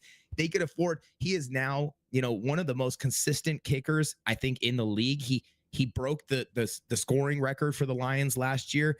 I think, he's got the trust of Dan Campbell. He's got the trust of the fan base. I'm now a super fan of Jake Bates. I'm drafting him as my kicker in fantasy this year. So, I just thought it was a really cool story. And the way it resonated with me and his faith and his belief in himself and how God can just, flip the switch on your life in a blink of an eye. It's a testament to him. It's a testament to his hard work and his belief in himself and his own skills. So, I'm a Jake Bates fan. I might be the only guy with the Jake Bates jersey. Oh no, Eric's got you beat there. Eric's a big fan of Jake Bates. We both are. I mean, awesome. So I watched that kick live, and I happened to be doing some content with another individual that shall remain nameless. But yeah, I went out and put out a video right away. Like, you got to bring this guy in, Detroit, right now. Like, you've as soon as the season is over, you've got to bring him in, and they did. And it's bittersweet, right? So last year, Jake Bates, extra points made, 64 out of 67. So he did miss 3. To put that into perspective, Justin Tucker, who is also one of the best kickers in the league, only missed 2 extra points. Extra point percentage, 95.5% for Jake Bates. But where the rubber meets the road for this, 6 of 8, 50 plus, 7 of 8, 40 to 49, dead nuts, 10 of 10, 30 to 39, and 3 for 3, 20 to 29. This guy is like 99% from 0 to 49 yards. He just doesn't miss. Last year was a different year because he didn't have a whole lot of kicking outside. He'll have some challenges this year kicking outside, so we'll see just how good Jake Bates is. And I think that what we've seen already from the Lions this year, they're bringing in some other kickers, I think, to be ready, just in case Jake Bates struggles a little bit. I don't think he will, but I'm hoping he's practicing a lot outside this year. As soon as there's wind, on a given day, like, he needs to be outside kicking balls. Forget kicking inside. Be outside. That's where he's going to have his most challenge. Riley, thoughts on Jake Bates? Yeah, I think Lazy Link made a great comment. Says, we live in a world where Jake Bates and Ahmed both made their way to play for the Lions. It's crazy. And then I actually read that. And then 30 seconds later, Corey, you came around to talking about, the things that you admire about it. It's a pretty, similar kind of path and way that it all happened. And we talk about Jake Bates not being a member of the cartel. I bet you the Houston Texans felt like he was. Last year, they picked off Goff 5 times. And the Lions have rallied, and I'm telling you, man, you could have fit a piece of paper between that ball and the goalpost for Bates' game-winning kick. So, they probably not too fond of Jake Bates. But, yeah, and then you're exactly right, Will. We get a lot of games outside this year. So if Bates struggles a little bit early, don't panic or throw in the towel on him. I think that's a great point. But awesome story. Glad he's a Detroit Lion. So with his leg, you might put him on the south side of the border. He could kick a kilo all the way to Detroit. Please don't. We're not saying that that's okay to do, but hey, that's how much a football weighs. That's how much a football weighs. That's there what you go. For grins and giggles, right? Strictly the physical possibility. Yeah, he's got a leg on him. That's what I'm saying. He's a weapon. No, right? I forgot what I was even gonna say, but I was gonna say something. That was good. It was like my grandfather would say, it was probably a lie anyway. So we'll move forward. Corey, Riley, you've got something on the most exciting undrafted free agent addition today. So who's the most exciting free agent for the Detroit Lions this year, in your opinion? Yeah, well, we've got, according to Brent Sobleski from Bleacher Report, for the Detroit Lions, it is Mason Miller. So the Detroit Lions offensive line is going to overwhelm opponents at the point of attack. The North Dakota State Bison take the same approach at the FCS level. The 6'7", 305 pound, that's a big guy, man. Mason Miller started 3 seasons along the Bison's offensive line with 29 starts at right tackle, 12 at left guard, While the Lions did address guard with a pair of draft picks in Georgia's Tate Ratledge and LSU's Miles Frazier, Miller still has a chance to provide depth at both spots. Some key points on Mason Miller. Played at North Dakota State 2021 through 2024. Started all 16 games in 2024. He had a 91% overall grade in 12 regular season games. And North Dakota State ranked 4th nationally in rushing yards per game. Miller was drafted by the Detroit, or selected as picked up as an undrafted free agent in the 2025 NFL draft to the Lions. So you can never have enough depth along the offensive line. What do you guys think about Mason Miller? I don't know if how familiar you are with him. I'm sure Will, especially, you're probably pretty familiar with him since, he's been picked up as an undrafted free agent, but potential fit for Mason Miller long-term in Detroit. Well, for me, look, Mason Miller got to play alongside Gray Zabel, right? I think that there's a lot more to this guy than what meets the eye. I can't tell you that I know a ton about him outside of his size and where he played, at the collegiate level. I haven't watched a ton of film on him yet, so I'll have to reserve my full opinion probably till next week. Sure. But from what I've heard, there's more speculation that this kid actually has a chance. This offensive line is so deep. It's going to be really hard.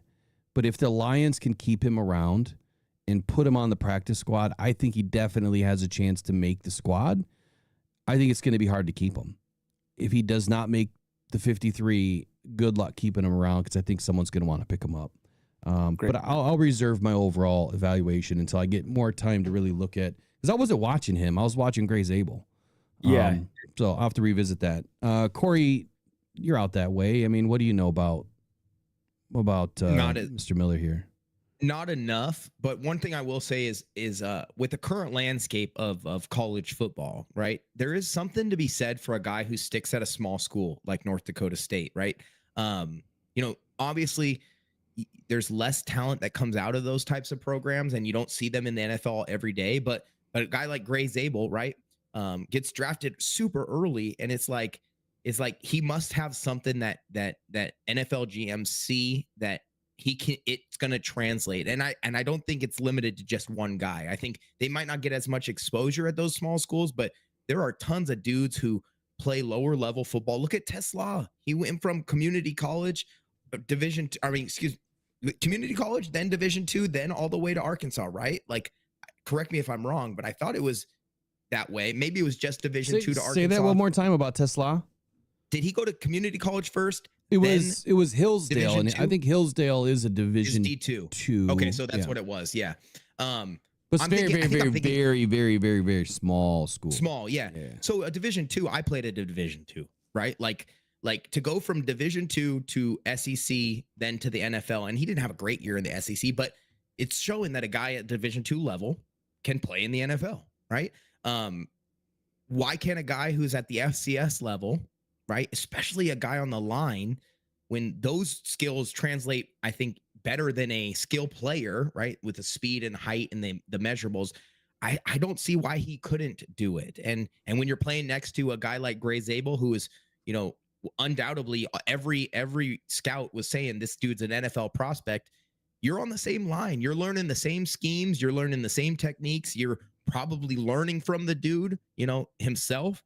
I think he has every potential to make it. We will see. Like, to your point, Will, like, if we don't keep him on the 53 and he goes on waivers, I would be surprised if he clears them and we get to bring him back to the practice squad, because, offensive line is just so valuable to all teams, and not every team has the depth that we do.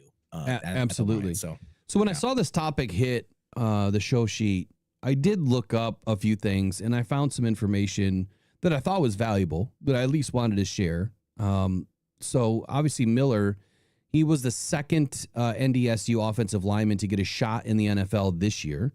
We know that. Gray Zabel was the All-American left tackle who was selected by the Seattle Seahawks in the first round of this year's draft. But here's what I found interesting. Miller's 6'7", big dude, 6'7".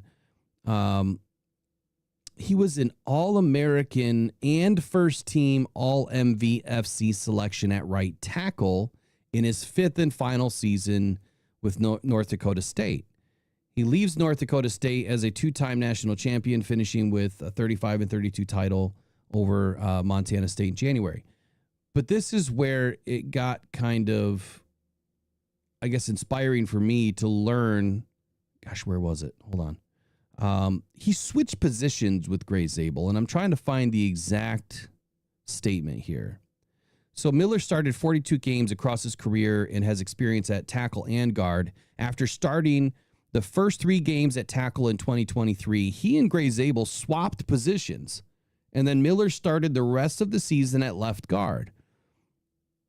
He also started 10 games at right tackle in 2022 before a season-ending knee injury, and then he made his first career start as a true freshman in the 2021 spring season during the FCS quarterfinals against Sam Houston State. Saying all this to say this: versatility, right? Brad Holmes loves these guys that can play across the offensive line in all positions. And Hank Fraley's going to do a good job at making sure that this guy gets blended across the offensive line anyway. But the fact that he switched positions with Gray Zabel, I'm going to throw this out there.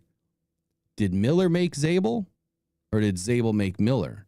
Is Miller responsible for Gray Zabel having the career that he did? Both of these guys working next to each other, you know that one is leaning off of the other or helping the other. I mean, that's a tandem that is responsible for one of the better offensive lines in football last year. So at the FBS level, I would say that I don't know, but I'm intrigued. I'm intrigued to see what Miller's footwork looks like. I think that that's what's going to tell me a little bit more. He's got the size, but I've got to see the footwork to see that, what does he have, So maybe, Corey, for next week, you want to do a breakdown? Yeah, sure. Break us down on some Miller tape. If we can we can do that. Find a little bit. I'm sure it's going to get hit, so it won't be a monetized video or anything, but we'll do it. We'll just do it as a separate, segment video or something that we can clip out. So, all right, we got a few minutes left here. Any final statements in the chat or anything before I move into something else, Riley? Sam Kraut just said, this is just a moment ago, just logged in. I'm late, but it got the 73rd like. Only 2 more needed, fam. So appreciate Sam jumping in. Better late than never, man. Fashionably late, but you made it in, and appreciate the call for the likes. And yeah, chat's been great, as they always are. So yeah, I dialed back ads quite a bit a long time ago just to make sure that we didn't have a bunch of drop off, but we are almost there. So we only have a few more minutes left anyway. But I wanted to ask you guys this question, and I heard this the other day. It was a conversation with Pat McAfee and TJ Watt and some others talking about Bison and Buffalo. Did you guys catch this? I did not. Okay. No. So let me just ask you a question before I read something. When you see so what teams in the college level have the Buffalo or the Bison? Who's Colorado. the Bison? The Colorado, right? So that's a Buffalo. Colorado Buffaloes. That's a Buffalo, right? That's what you think. It's an American buffalo? Sure. They're called the Buffalo. I would hope they're American. I mean, where's Colorado? Yeah. Well, okay. Whether it's American or European or Asian, it doesn't matter. It's a buffalo, right? You think? Sure. Riley?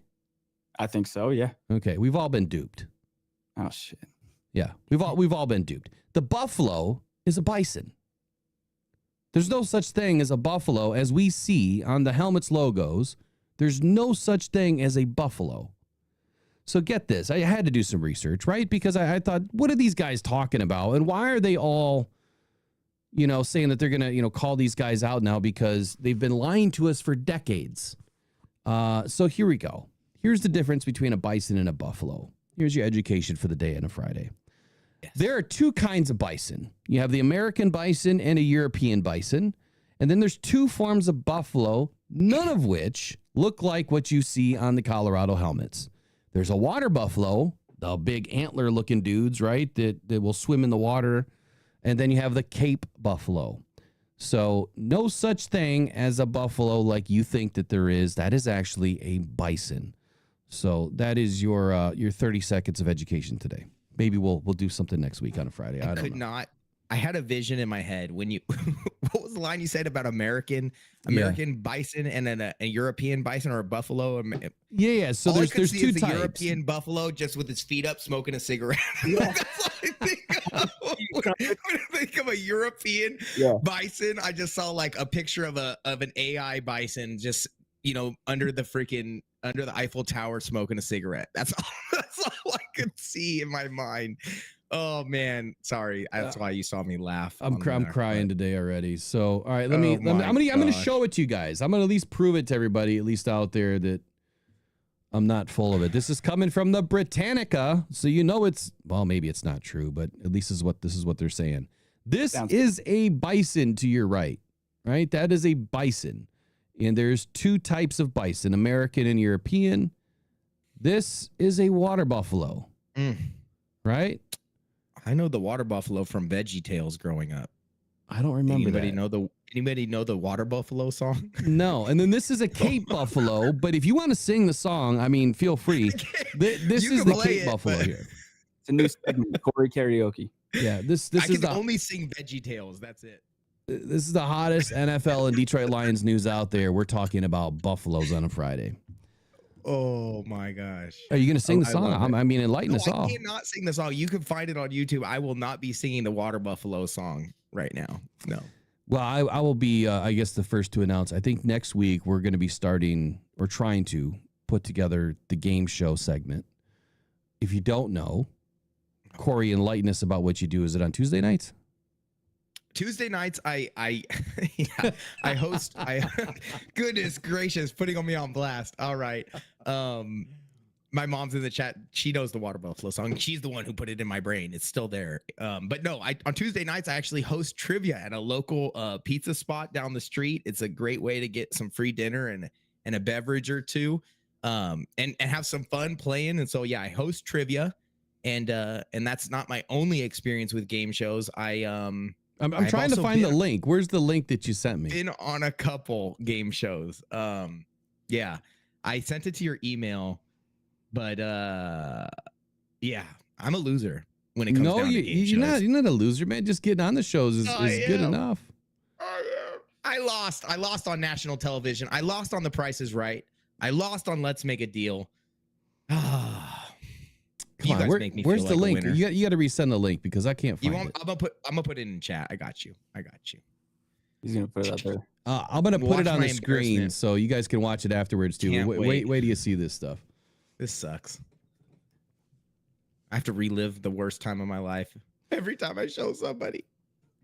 It's cool, man. For most people, hey, it's just a talking point that and all these roads led to you being part of Rockhound and Detroit Lions. So I think you are right where you need to be, but okay, I see the link here. Yeah. We're putting it up. This is going to get hit. I guarantee it's probably going to get hit. I hope not. I'll trim it out at the end. So, well, it's Price is Right. It's live TV, so it'll probably get hit. I'll have to trim it out. Edit the part out where I look like an idiot, please. Oh, I can't do that live. Tie shirt. Oh, I made that shirt. I spent the entire night making that shirt, and that's why I was deliriously tired when I got on stage. It's dude, VeggieTales is a hit in the chat. Look at that. VeggieTales. I don't even know what VeggieTales is. Okay, here we go. This is Corey Besh on The Price is Right. $1,586 Corey. Notice I did $1. There he is. Like a straight. Look at that young Corey Besh. I made that shirt. I tie-dyed it. I came up with the line. This is my wife, my best friend, my wife. All the way from Anaheim, folks. Oh, it's all good. George, we got to do something to make his day a little easier now. You have to drive How happy I am. What do we have for him? Now he's got a cool scooter to get home and a chance to win up to $10,000.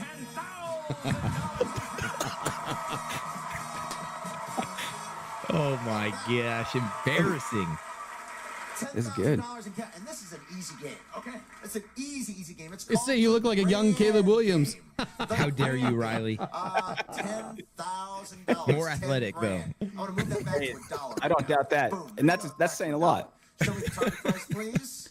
All right, so question to the chat real quick. Zesty. How many does Corey get right before you even watch? How many does he even get past step one? price. I'm going to blow your mind with this game, Corey.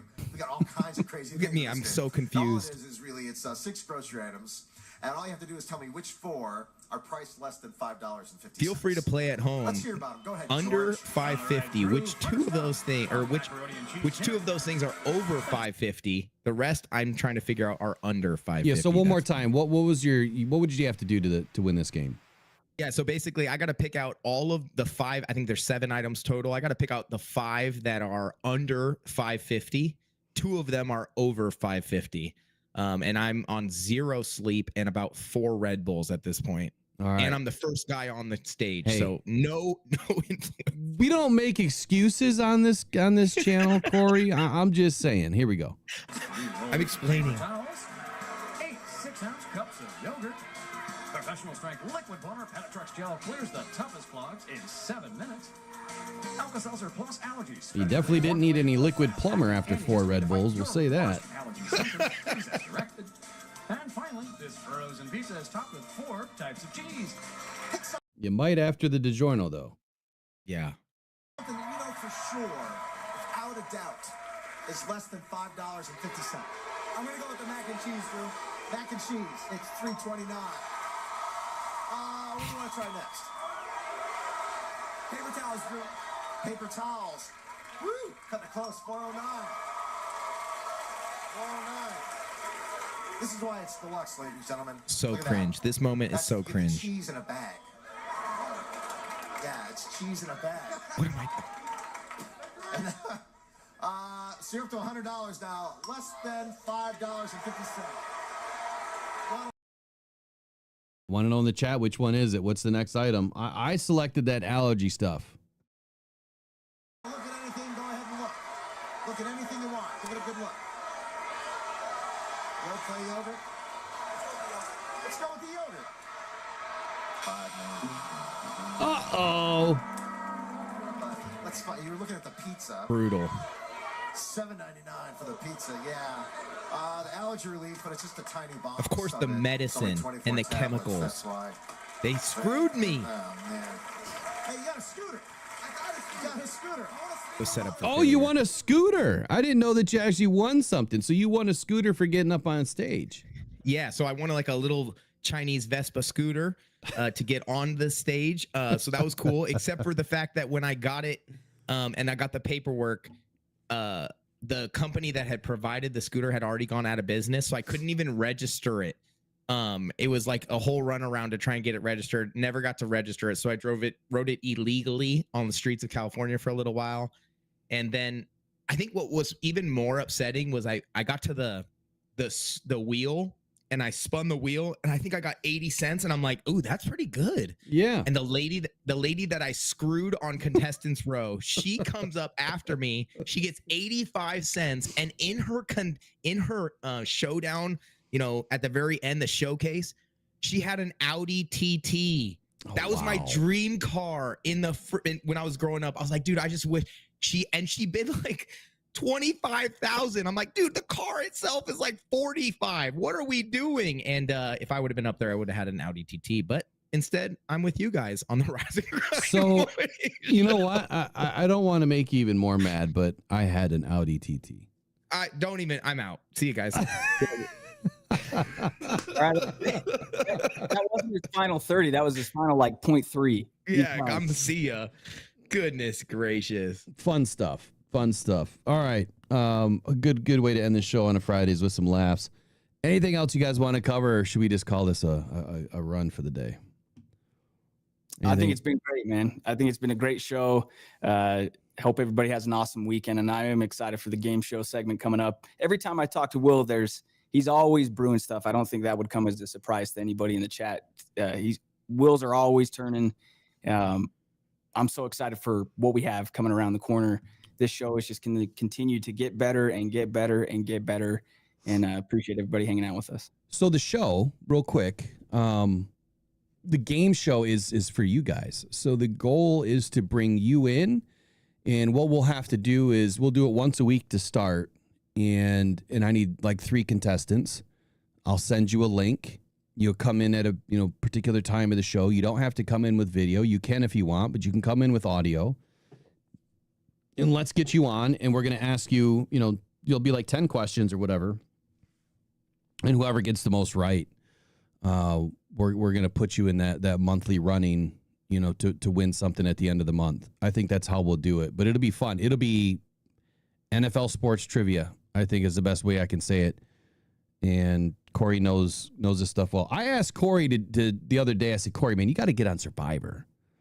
Right? So are you really going to apply? No, I actually was watching Survivor the other day, and, Jeff Probst always comes up there. If you think you could be the next Survivor, go to cbssurvivorcasting.com. And I just think CBS Corey Besh Survivor sounds really good. So, like, you're going to have to put some videos together. We're going to have to throw in my audition. And when you guys see me on the screen, you guys have to root for me because I will bring a Survivor championship home to the one den. I think I will. And also, I love it. This is just a little sign off. Don't forget to stay tuned to your social medias today because I'm sure there's going to be a lot of stuff. The media is available for OTAs. So we're going to see some stuff online today coming out. Stay tuned for all that. And I'm sure we'll analyze it coming back on Monday or maybe even, drop a video or two this weekend. But let's stay tuned. We get to see our guys in action and get some questions probably answered. So it'll be a fun day to be a Lions fan. Other than that, it was a great week, and I'm looking forward to doing it again next week. Absolutely. Little breaking news here at the end of the day. Vikings just agreed to terms on a multi-year contract on their general manager, Kwesi. So Kwesi Adolfo-Mensah is now signed for the long term with the Vikings. Not that we care. We'll see you guys on Monday. Take care. Go One Pride. Go Detroit Lions. Have a good one.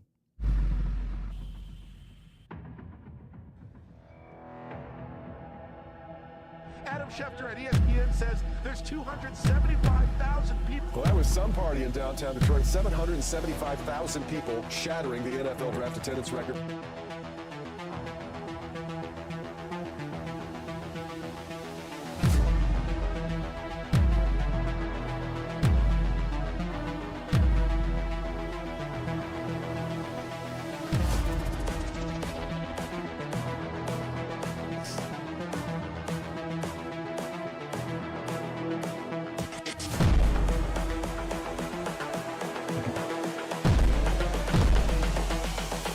This is the future.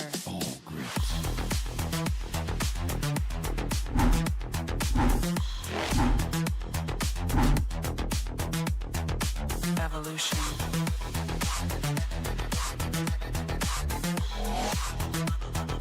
This is the future.